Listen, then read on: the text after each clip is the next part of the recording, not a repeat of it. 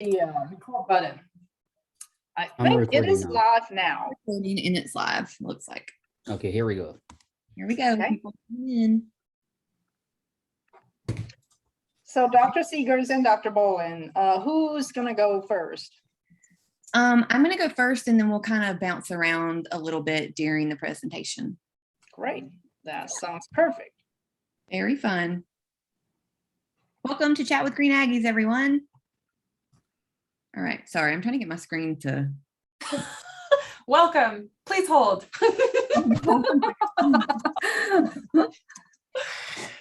Okay, so who have we got with us today? We have Dr. Mung Mung Gu, who's going to have to leave early. He's going to have to leave us. Unbelievable. Terrible. We've got Paul Winsky down in Harris County. And we've got Becky Bowling live from the Dallas Center. Myself live from my house. And then we also have with us today Dr. Gu's grad student. Want to introduce him? Or you? Yeah, Ben, just say something about yourself. What do you do? Oh, hello everyone. I'm PhD student working with Dr. Gu. This is my fifth year, yeah. And my research focuses on, one of my research focuses on interaction between insect and plant. And this insect is called Crepe madawaska, which is an invasive insect. And this insect has spread across 17 states and Washington, D.C., right? Yeah, so this is really, really a bad insect that we need to take it seriously. Thank you. Thank you. And we've definitely heard a lot about crepe myrtle bark scale from Mung Mung. Never heard of it before, actually. You know. Or Right. jujubes. You guys heard of this fruit called jujubes? Soon there'll be some kind of some research on some jujube insects. Okay, let's get started. So today we're going to talk about preventative turfgrass care, and we're kind of going to take it from an angle of, you know, preventative weed management, preventative disease management, but also doing those preventative practices through some cultural care as well as herbicides. We're not going to focus much on Have water. we introduced Paul? Yeah, I said Paul. Okay. He waved. He waved. He's not getting his hair done today, so he's here. So. So later on in our series, I think maybe October, November, we're going to do kind of a preparing your landscape for the winter. And so we'll focus a lot more on some irrigation practices and things like that at that point. Maybe some more fertility just to make sure we're doing what we're supposed to be doing at that time. But today we're going to focus on mostly weeds and diseases. So let's get started. So it's kind of blurry on my end. Sorry about that. So the main thing I want you to get from this, and first we're going to talk about weed control, is that when we're talking about turfgrass management, we have 4 basic cultural practices that we hopefully are all doing in some capacity. So those cultural practices are things like mowing, irrigating, fertilizing, and doing other types of cultivation practices, things like aerifying and those types of things. And so through some research practices and research trials, we found that weed control, about 75% of weed control can be done just by performing those cultural practices properly. And then of course, we're still going to have a little bit of reliance on chemicals, and we hope that that comes from the pre-emergence realm instead of the post-emergence realm. But you know, sometimes we do have to do post-emergent control, but today we're going to focus on pre-emergent control. So just some cultural management practices, things to be thinking of at this time of year. You know, we're getting later in the season in some parts of our state. If you've been using your mower a lot, you know, mowing quality, we can start seeing kind of decline at this time of the year. I took this photo recently outside of my front yard. So we have a lawn care service that comes by and mows once a week. And so you can kind of see that, you know, their blades are starting to get dull, and which is a common thing that happens, you know, at the end of the season. And so that's just something to think about, because what happens whenever we have this leaf get a wound on it? So it's kind of opening up that leaf cuticle for anything to kind of jump in there. And so pathogens can enter that way, and it makes our grasses much more at risk for disease or stress. And so just thinking about your mowing practices, you know, if you do any cultural practices, everybody is going to mow. And so this is our most basic cultural practice, you know, making sure you're mowing enough, making sure you're mowing frequently enough and at the right height, which is another thing we can think about. This is kind of small, but this is from a publication that Dr. Bowling wrote a year or so ago on mowing practices and some common mowing heights, depending on what kind of space you have. So the one on the left is going to be mostly warm season grasses, you know, our most common ones across the state. And then if you're managing any cool season grasses, such as ryegrass this fall or tall fescue, especially up in the northern part of the state, then, you know, here's a guide for you as well. And so as we're moving into the fall, as the temperatures are decreasing slowly but surely, we should be at either the mid or the top of our mowing range. You know, raising that mowing height will help that plant. Also, you know, during the hot times of the year, raising your mowing height will help with drought tolerance and irrigation reductions. And so just thinking about how you're doing that at this time is really important from the mowing front. This is just another photo of sharp blades. You know, if you're seeing something like this out in your lawn or your athletic field, whatever it may be, this is a sign that your blades need to be sharpened. This can make your yard look pretty bad if you're not mowing with sharp blades, and you know, your grass can quickly decline and brown and just off color and look pretty rough. And so sometimes it's just a product of dull blades. And so sharpen your blades, always a great practice for control of pests. And so I think the next slides, Becky is gonna kind of take over a little bit in relation to what we should be doing right now with fertility. Sure. So as we get to the end of the year, this can be kind of a confusing time sometimes as it relates to soil management and fertilization in particular. We get some confusing information. A lot of times we'll hear about, quote, winterizers and other products that are used in northern climates that may or may not make sense for us here in Texas.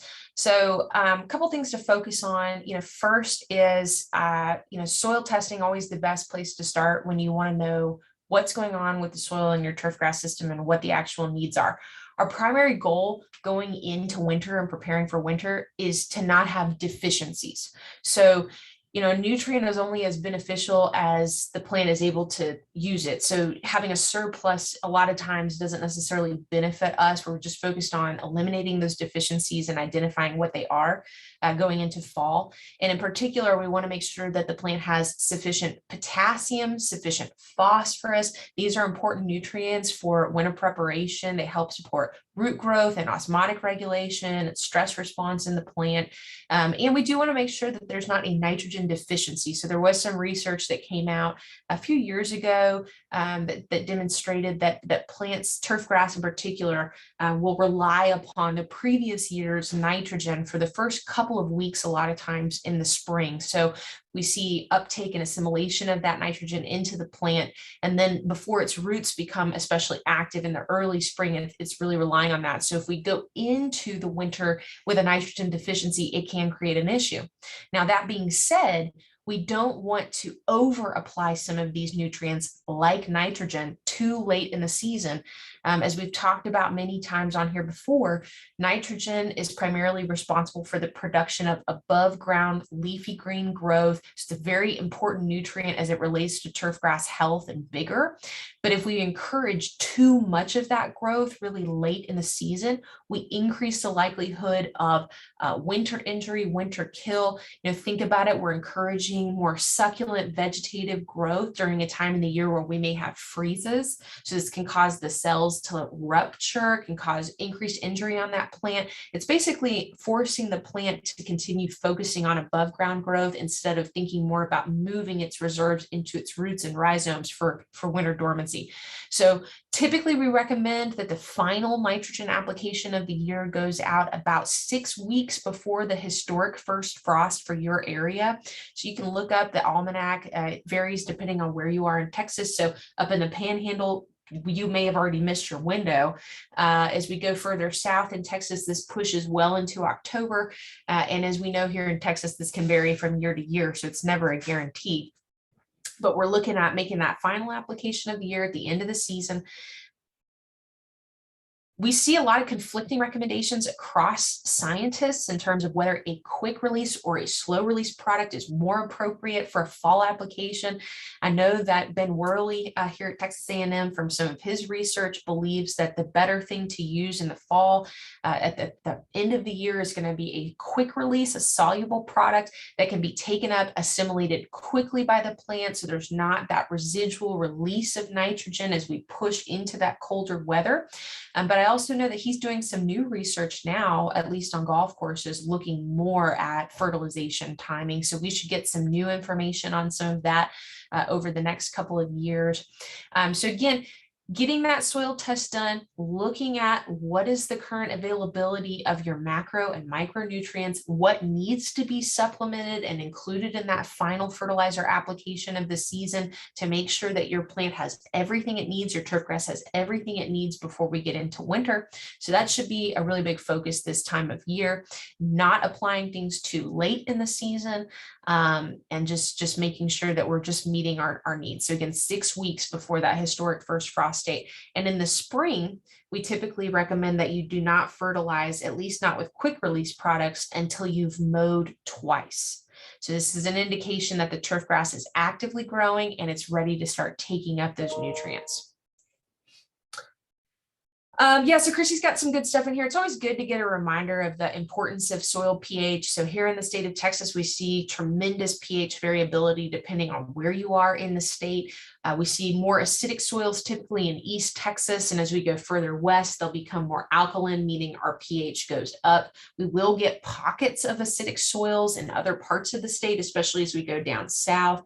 And so this will have an impact on nutrient availability. In fact, it's very common to see that the issue is more of pH limitation than it is of actual nutrients in the soil for things like iron or phosphorus, for example. We may see with our alkaline soils here in Texas that we have more issues with micronutrient deficiency. So if you live in an area where the pH is high, you're in West Texas, you're in Fort Worth, you're in those parts of the state, it can be good to spend that extra money looking at your micronutrient levels and thinking about where you can introduce micronutrients into your turf nutrient management program. And as we go into more acidic soils, that's where we may have some issues with calcium availability, magnesium availability, where we may need to think about lime. So just thinking about all of these things. So not only what fertilizers should I apply, but do I need to think about my pH or mend my pH to make those nutrients more available to my plants? And this is something that's good to think about the entire growing season. So it's good to check in with it here, but also good to think about it as we start up again in the spring and go through the summer. For sure. Yeah, I don't know about you, Becky, but I've heard a lot of lawn care operators moving more towards those foliar liquid applications of fertilizers, especially in soils that might have some availability problems, just to kind of bypass some of those, and so that's some things you can think about. Just because you get a soil test back that says you have sufficient iron doesn't mean that it's in the available form that your plant can take those up. And so sometimes that's just, us visually seeing the plant and noticing some of those deficiencies in our plant. And that can help us with some of our applications of nutrients. We do also see sometimes a relationship between some of these deficiencies and certain diseases. And so it's just good. Yeah, like Chrissy said, especially when as it relates to iron, for more alkaline soil, we typically say that a granular iron application is as good as throwing money on the ground. In order for us to get really some good benefits from that, a liquid application is typically going to be the way to go. Sure. All right.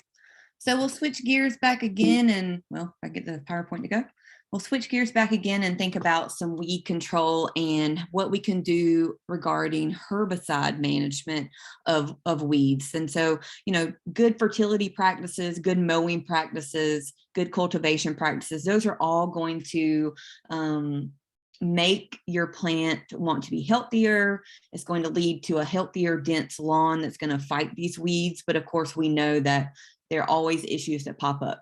And so, okay, so during this presentation, I want you to think about what weed problems you currently are seeing in your clients' yards, on your athletic fields, on your golf courses, whatever it is you're managing, and think about what we want to do moving forward with management. And so right now is actually the best time of year for you to go out and scout for your warm season weed problems. So right now we've got huge populations of Dallas grass. We have huge populations of crabgrass, goosegrass, Virginia buttonweed, doveweed, all of those typical summer weeds that we'll have. Now, the majority of those that I listed can have some effect brought on them by pre-emergence herbicides. Dallas grass, of course, it's going to be tougher to control. Pre-emergent herbicides are only going to stop new plants from emerging. So it's not going to have any impact on current plants that have already emerged. Think about what you want to do in your fall season. Do you want to seed anything? Are you going to be reseeding any tall fescue? Are you going to be overseeding with any ryegrass? If you can find seed this year, that's another thing to mention. Seed quantities are down this year. The areas that produce a lot of the ryegrass had some drought issues, especially up in Oregon. And so seed is limited this year for sure. And so think about those practices as we're moving forward though.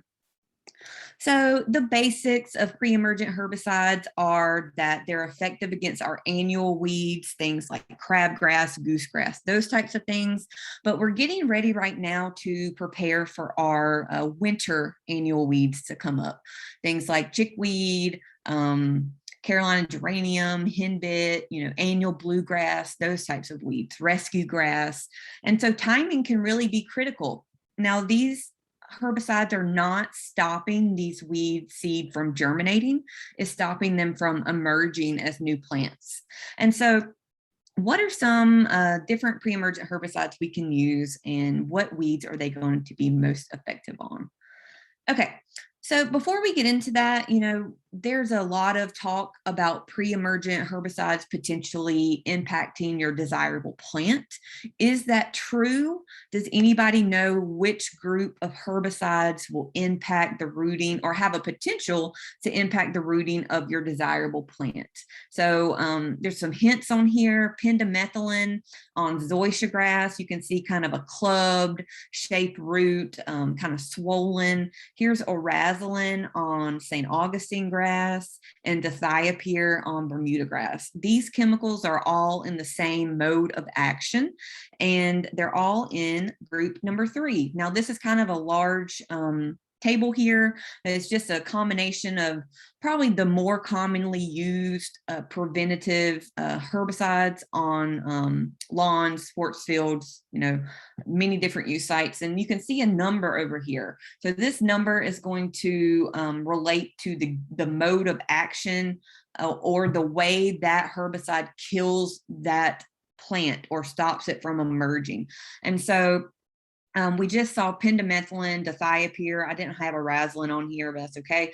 They're all in group number 3. So group number 3 are going to be known as the mitotic inhibitors. And so they're basically going to hinder cell division. And so it's worth noting that while all of these are very commonly used, not all of them have the same site of use or use site. And so, for example, group 14 down here, Ronstar Flow and Ronstar G oxadiazone, you cannot apply that for residential purposes right now. And some of these other ones will have some restrictions on their label as well. And so be sure to always read the label and always make sure that it matches up with your use site and the species of grass that you'd be spraying it on. So just some notes, Ronstar G, I'm not sure if they're manufacturing just the plain product with oxadiazone anymore. There are a few mixed products with oxadiazone plus fertilizer in it. There's an Anderson's product that has a mixture. But as far as just straight Ronstar G, I'm not sure you can get that anymore. We've had a lot of issues with buying that this year for our research center. And so we've kind of gone with the mixture. And the fertilizer ratios in that mixture are rather low. It's a typical ratio, like a 4:1:2 or something like that. But the concentration or the percentages of the nitrogens and the nutrients are pretty low in that system. And so just a note, it's got over here our labeled seeding interval, which means if you are planning on seeding, this is the labeled seeding interval. Some of these have been researched more in more detail. And so if you find yourself in a desperate situation, some of these numbers can change a little bit for the seeding interval. So we have some good information on, oh no, I meant to seed, before I sprayed something, or I waited too long and I need to put my pre-emergent down. When's the earliest that I could seed after using that pre-emergent? And so if you have any particular questions on things like that, on timing, seeding timings, what I can use before I seed, what I can use after I seed, then please feel free to contact us and we can help you with that. Next, I love this little slide, this little graphic. I got this from one of my colleagues at Mississippi State. Just kind of gives us a good idea of, germination and emergent cycles and how we can use these pre-emergent herbicides to get the best bang for our buck. And so remember earlier, we talked about, site-specific turfgrass management has been a new kind of buzzword for us, precision turfgrass management. And so only using products to control weeds that are an issue, which is why I said it's a great time right now to go out and scout what your issues are so you can prepare for next spring. If you don't have a crabgrass problem, then you can focus in on your goosegrass germination. If you don't have a goosegrass problem, you can focus in on your crabgrass germination. And so these germination temperatures down here are going to correlate with sod soil temperatures, and that's going to be at the 2-inch depth. And so you can see coming up, our annual bluegrass is going to start germinating when our soil temperatures fall to 70 and below. And so that's our typical recommendation for fall pre-emergent timing is 70 degrees in the soil for 4 to 5 days at a 2-inch depth. Okay, so those are our typical recommendations. And so, how can you have the biggest impact on your annual weed emergence? If you can commit to making these 2 applications, so an application in the spring and an application in the fall, then you can have a pretty big impact on your annual weed population. So if you do have a crabgrass problem, you can catch the majority of the initial flush. You might have a little breakthrough at the end of your pre-emergent, but it's depending on which one you choose, right? These have different residuals. These have different timings that you can apply them. And so if you can make 2 basic applications, at least, you're going to have a big impact on those initial flushes of weeds at the beginning of that cycle.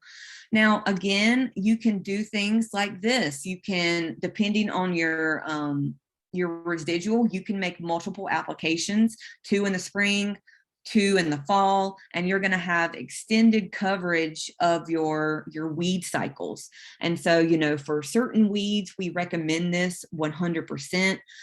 Weeds like sand burr have an extended germination period where they can start germinating as early as 52, 53 in the soil and keep on going throughout the summer and not actually hit peak germination until around 72 to 75 in the soil. And so that's almost a 20-degree soil temperature difference that this weed could potentially be germinating.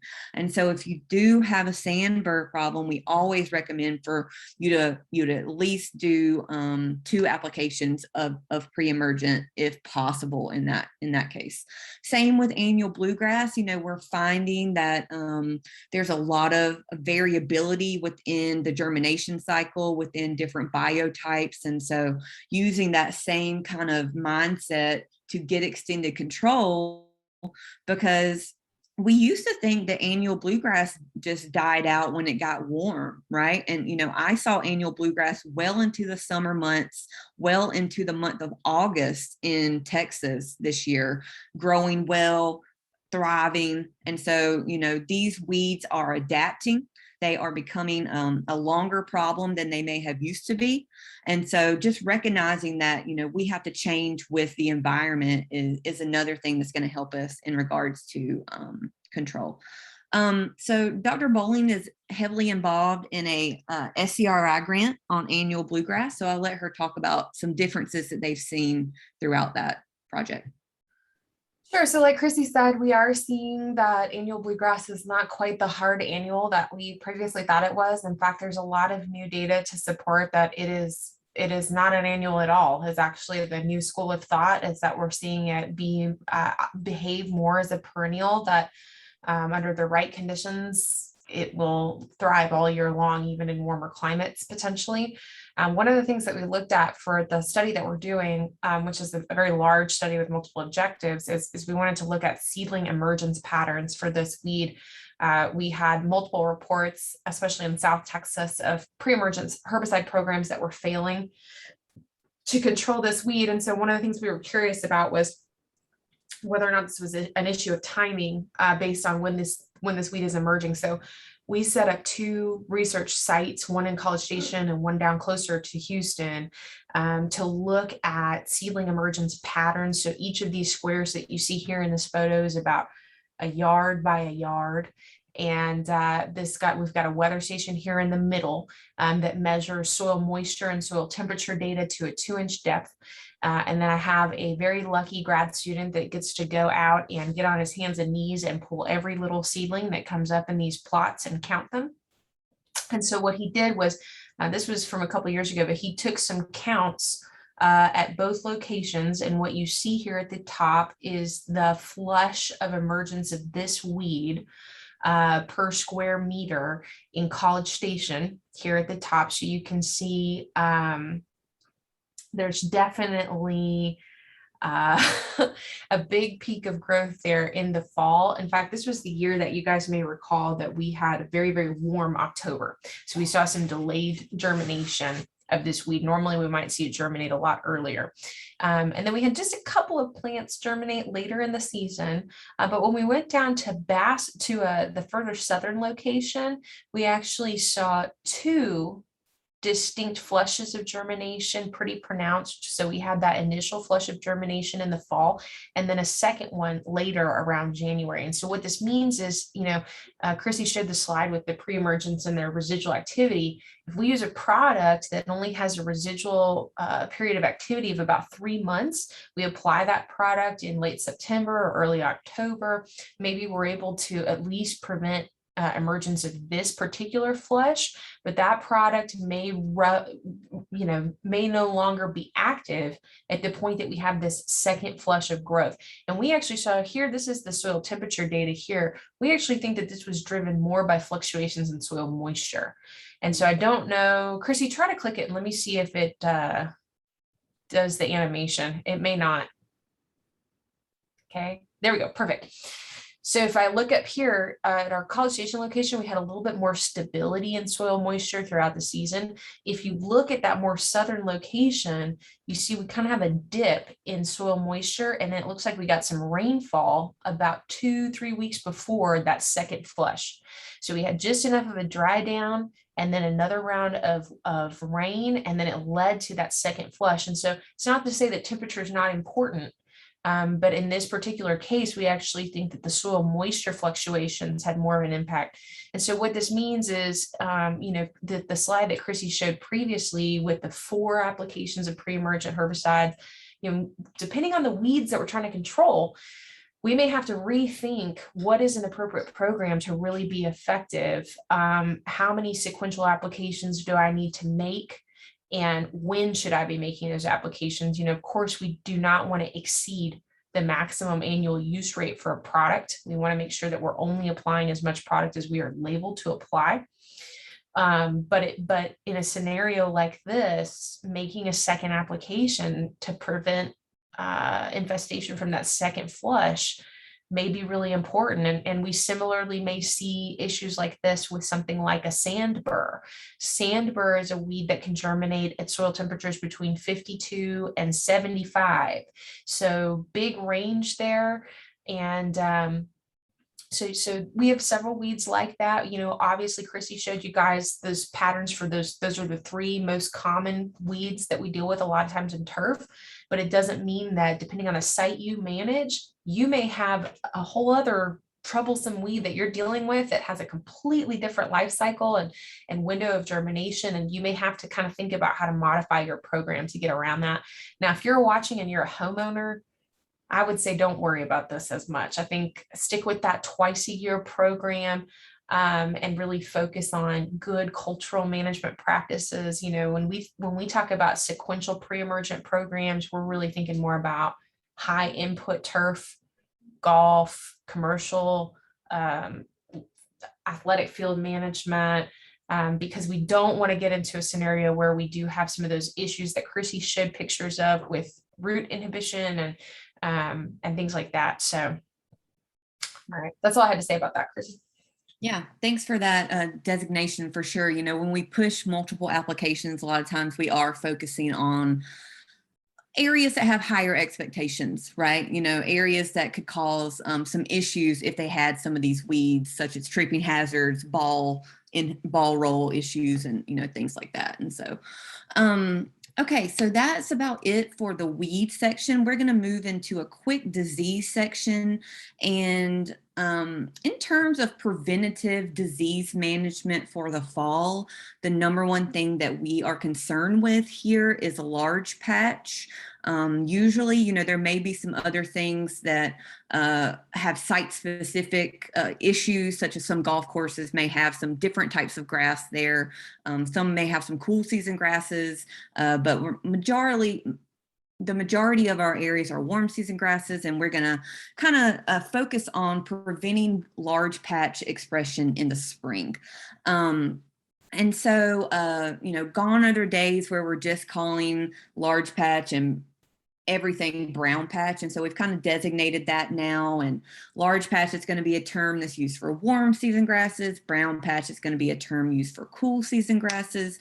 And so if you have any tall fescue in your area this year, you likely were hit with some brown patch this year. I know in the Dallas area, the last 2 years we had beautiful tall fescue out from under our oak tree. This year it suffered pretty badly from brown patch, just due to all the humidity and the excess heat and all the rain that we had. Just had some issues this year. So today we're going to focus on large patch, and primarily we're going to focus on St. Augustine and zoysia grass. These are the 2 that are hit the hardest by this. That doesn't mean that our other grasses like buffalo or Bermuda or centipede can't get these diseases, but in terms of susceptibility, St. Augustine and zoysia grass are going to be more susceptible to large patch. So, this is just a show, a reminder of what we can start looking for. These things are on their way to the state of Texas, depending on where you are. Our soil temperatures are dropping. And so getting ready to plan your preventative action is important for these next couple weeks. And so, typical symptoms of large patch are kind of that circular pattern with outer borders that are kind of rusty colored, orange or yellow. And even in areas that you've seen large patch in the past, you can almost, go back to those areas if you haven't done any preventative work in the past or sprayed anything in the past. You can almost see it getting ready for an infection. And so when we look closer to the plant, we can see these outer sheaths are very discolored, very brown, black in color, and are pretty rotten. It's definitely a sheath and a crown disease, which is the lower part of the plant, which is our growth point. So this is St. Augustine, what it looks like. And this is actually a zoysia grass that's used on a green, this bottom left photo. And you can even see on this tiny, tiny plant that sheath, that outer covering is pretty rotted. And so you could take those shoots and you can pull them out pretty easily from that. So the next slide is kind of busy, and I'm sorry about that. I should have kind of introduced some things slower, but we used to make some recommendations for large patch. That was one blanket recommendation. And I'm just going to touch on this briefly, and Dr. Bowling's going to kind of talk us through why we're changing these recommendations. But we used to only recommend a preventative application of a fungicide for large patch when the soil temperatures were 70 degrees for 5 or more consecutive days at 2-inch soil depth. And so, we found through some research that has been done and some changing recommendations from some other universities that we need to expand those recommendations to be species oriented. And so, we found that large patch can be active sooner on St. Augustine just due to the increased susceptibility that St. Augustine tends to have. And so we're going to start changing our recommendations to St. Augustine, 80 degrees in the soil or less, zoysia grass, 70 degrees or less. Now, depending on your prior infection, if you have an area that has been chronically affected in the past, you can make repeat applications because a lot of these fungicides only last 14 to 28 days. And so being that this pathogen is active in the soil between 50 and approximately 80 degrees, most commonly, that, there's a chance for that fungicide to run out during that period. And especially depending on the weather that we're having can lead to an infection after that fungicide has run out. And so, that's something to think about, a repeat application 4 to 6 weeks, especially if you're in an area that is high quality and has high expectations for stress management. Now, you can spot treat and reduce the cost and the labor to do these. You don't necessarily have to do a broadcast application if you have certain areas that have been more prone to infection in the past. Just for some giggles, I looked up the current soil temperature in Dallas. And to do this, I used Syngenta Greencast online. And so I'm putting that in the chat. If you just Google Syngenta Greencast soil temps, then, this will pop up. You can put your zip code in and it's pretty accurate. I've looked at these before and taken my soil probe out and check the 2-inch soil depth, and they've always been within a few degrees. And so it's pretty accurate. You can also use this to set reminders. So you can insert your email address and click, I want to be notified through email when the soil temps are this level, or when these insects might be active, or all things like that. And so it's actually pretty helpful even for, university academic folks, because it's always a great reminder. Hey, our soil temperatures are right now are on a 5-day average 82. And if we're suggesting for folks to make applications for large patch on St. Augustine in previously affected areas, specifically at 80 degrees and below, we're well on our way to that soil temperature. So it's just a good kind of backup of not getting caught unaware and saying, oh, I really need to plan for my applications of my pre-emergent herbicide, my fungicide, or whatever it may be that you're looking to prevent. So pretty helpful. Let's see. Okay. Back to Dr. Bowling. Okay, so I did want to go into a little bit more detail about some of this because, you know, Chrissie and they made this change to the nomenclature, large patch versus brown patch a while ago, probably, you know, over 10 years ago at this point. But it's been kind of a slow change in terms of common use. And part of that, I think, is because there hasn't really been a lot of explanation as to why that change has occurred. And so I thought I'd give a little bit of background here on some of this. So there were some studies that were done back in the early 2000s looking at how some of these different anastomosis groups or kind of pathogen strains were affecting different plant materials. So they actually collected materials from different plant species. And you can see here, they focused a lot on 3 warm season grasses as part of this research. They had zoysia grass, Bermuda grass, St. Augustine grass. And then there at the bottom, as we go further down, we have cool season plants, including bent grass, which is a cool season turf grass that they were looking at. And so they were looking at differences in optimum temperature growth, as they saw differences in optimum temperature for growth. They saw differences in host susceptibility, and then they saw differences, physical differences in the way the disease appeared, depending on which anastomosis group or which strain it is. So if we go up here and we look at this, where you see it says Rhizoctonia solani, that's the pathogen name, and it says AG2-2 LP, right? LP large patch, right? And if I go down, I've got this AG2-23B. This one down here is the one that we commonly associate with brown patch disease. So these are different isolates of the disease. And in terms of the actual hosts that they infect, there are differences here where we see that this particular large patch strain or isolate is going to primarily affect warm season grasses. So Chrissie, if you go to the next slide, I think it has a nice little data. Yeah, so here we go. So this shows disease severity. And what I've got here is I've got first at the top, the large patch isolate for this disease or the large patch strain. And if I look here, I've got a little bit of activity there on bent grass, but primarily where I'm going to see severity of that disease is with my warm season grass in this case, which is the zoysia grass. If I go down to that other isolate, which is what we associate with brown patch disease, you can see I've got 100% disease severity on my bent grass, my cool season grass, and no impact on my zoysia grass.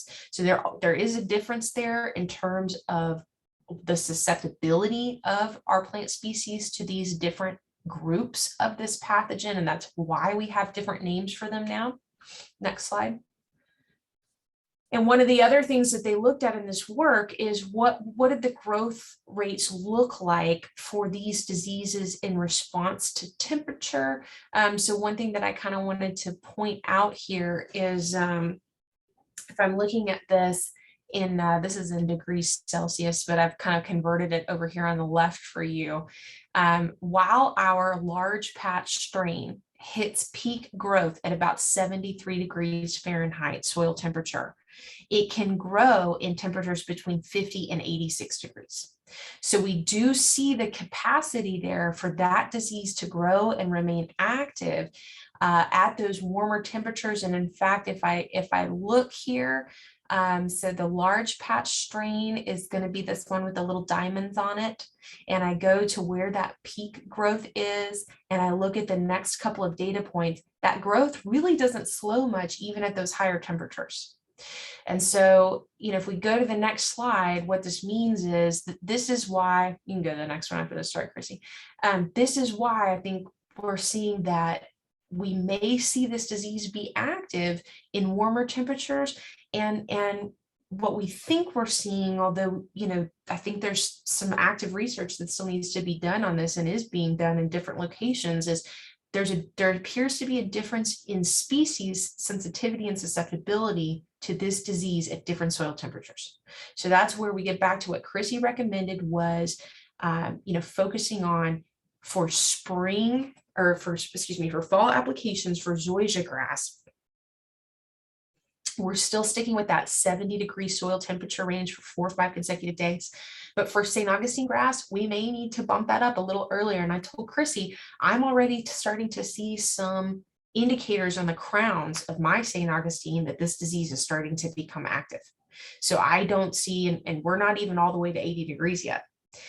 But, especially if we're still watering a lot right now, or as we start to get more rainfall and it does start to get a little cooler, if you've got a history of this disease, or you are working in high value turf where you cannot afford this disease, you may consider bumping up those preventative fungicide applications a little earlier in the season, at least for St. Augustine grass, because go to the next slide, Chrissie.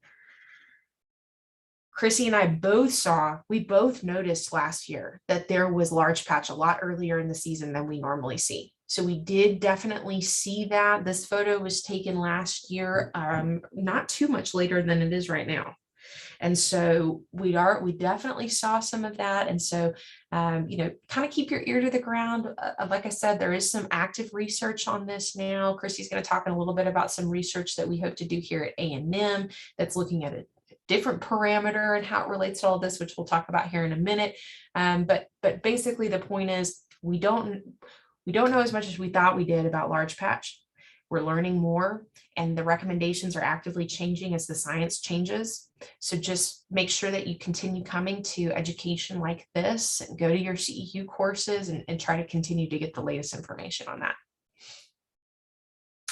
Okay, so the last thing that we're going to talk a little bit about is the relationship between large patch and nitrogen. So that's the other thing that for a really long time, we saw consistent recommendations that nitrogen could exacerbate the severity of Rhizoctonia solani in turfgrass systems. So we saw a lot of warnings, and we've given a lot of warnings about don't apply nitrogen in the fall. This can create issues with disease susceptibility. Similarly with early spring applications. And we feel that those links are very well established for brown patch, for that anastomosis group, for that isolate of the disease of the pathogen. We do feel like that. Now, what we are starting to see with large patch is that maybe that relationship is not so simple. And there's multiple studies that have been done so far looking at the effects of nitrogen fertility on the severity of this particular disease in zoysia grass. And so, one of the things that's been found is that sometimes those late season or spring nitrogen applications, they not only don't make the disease worse, but they may actually improve the turf grass's resilience to this disease, particularly spring applications. And so there's a big push right now to do additional research. A lot of these studies, the results were borderline inconclusive. They were too inconsistent. So there's a push right now to do more research to look at what is the impact of nitrogen, the form of the nitrogen, the timing of the nitrogen on the severity of this disease and on the turf grass's ability to respond to this disease. Next slide. Go ahead, Chrissie. Muted. Okay, so as Becky was talking about, there is a noticeable difference in how large patch can start responding to some of these fertilizers. So this was kind of the initial tool that made some folks start checking out these field applications. And so this was a study done, I think, at the University of Missouri, first of all, and kind of just took, a petri dish and put some large patch pathogen on there. It was grown on that media, and so each plate was treated with a different source of nitrogen. And so if you can see my pointer, this really dark plate on the left was treated with urea. The one in the middle was treated with calcium nitrate. The one on the right was treated with ammonium sulfate. And so this is kind of the initial maybe we need to check this out, because the darker the pathogen or the darker the plate, the more expression of the pathogen that has come out. And so we can see here that, calcium nitrate still kind of dark, but it's not making the disease come out quite as much as urea. But let's look over here on the ammonium sulfate one. We see little to almost no melanin or dark brown pigment on that culture. And so, this has led us to start looking at different environments, different soil temperatures, and different soil types, of course. Now, this is in a lab. Even though some of these are showing differences in the lab, it might not mean that it's going to show a difference in the actual field. And so some of that field research that Dr. Bowling just showed was done, in Kansas and Missouri. And so on soils that are very different than the ones we have here in Texas. And so hopefully in the next year, we will have some of this field research going on at the Dallas Center. And we're going to do it on both St. Augustine and zoysia grass. We'll have kind of a strip plot where we'll spray half of the plot with a preventative fungicide and we'll leave the other half unsprayed. And then we will use urea, some form of nitrate, nitrogen, depending on what we can locate, and then an ammonium sulfate. And so we're actually going to do a commonly recommended program for fertilizing. So we'll be fertilizing in the spring, the summer, and the fall. And depending on results and depending on availability of funding, we will further take that and break it down into different timings, spring only fertilizer application, summer only, fall only, those types of things. And so we hope that we can figure out a cultural management tool that doesn't require us to rely on fungicides quite as much. Now, we still may find that we may have to make preventative applications and things like that. But if we know what source of nitrogen is going to make the pathogen express itself more, or the source of nitrogen that's going to kind of subdue the pathogen, then we can make better recommendations and better choices as field managers to do that out in the field. So yeah, what does all this stuff mean? We really need a lot of additional research, especially because we're so variable across the state of Texas. What might work in the Dallas soils might not work in the East Texas sandy soils or the Houston soils. And so we have a lot of variability that's happening with this disease. And so hopefully we're going to start making some not only modifications to the fungicide applications, but also to some fertilizer recommendations so we can better manage large patch from a few different angles. And so what's that mean? You need to keep coming back to Chat with Green Aggies to get some updates and learn more about some evolving research. Okay, I think that's all we've got. And so as always, you can check us out on YouTube, find any Chat with Green Aggie sessions that you want to watch again or share with your friends. We'd love to have you follow us on YouTube. As always, we have Qualtrics surveys that we would love to have your feedback on our sessions, what works for you, what didn't work for you. So you can find that here on this QR code at sixleggedaggie.com/chat survey. Let's see what else we have. All right, so upcoming programs. So we are done for the month of September. It's hard to believe it's already mid-September. So for those of you in the Dallas area, like Dr. Bowling talked about with that last fertilizer application, about 2 to 3 weeks is going to be our last suggestion for fertilizer application, since our typical first frost in Dallas is usually around November 20th or so. So getting ready to kind of shut down some of our grasses for the year. And then let's see what we've got coming up. So the Dallas Center is holding a turf grass and landscape field day on October 6th. And so if you're interested in attending that event, we can post that information on our Facebook pages and all of that. You can find information about that. But otherwise, on the day after our field day on Chat with Green Aggie, we'll kind of have a special day where we kind of showcase some of the field day highlights, and you'll get to see some of the happenings that happened at our field day.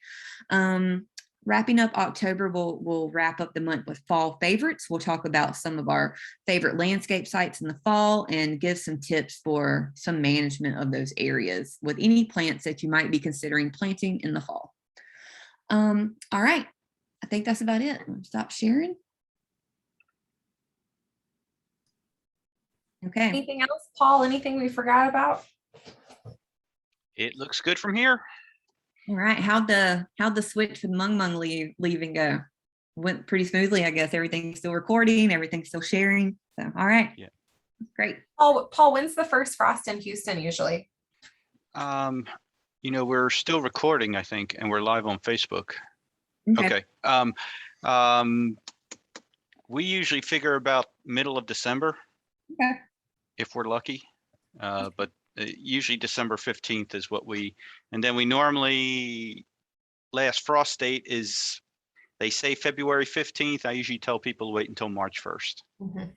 So, Yeah, that's kind of typical here too. You know, probably last frost date in Dallas is typically said to be March 15th or so, but we typically tell people to wait until after Easter. Yep, just to be on the safe side. Yeah, for sure. All right. Well, thank you so much, Ben, for being here and helping us and recording things and keeping us going. All right. Well, I guess that's all for today. And we will see you in 2 weeks on October 7th, right? Is that 2 weeks? Yep. Okay. October 7th. Thank you, Actually, everybody, for coming.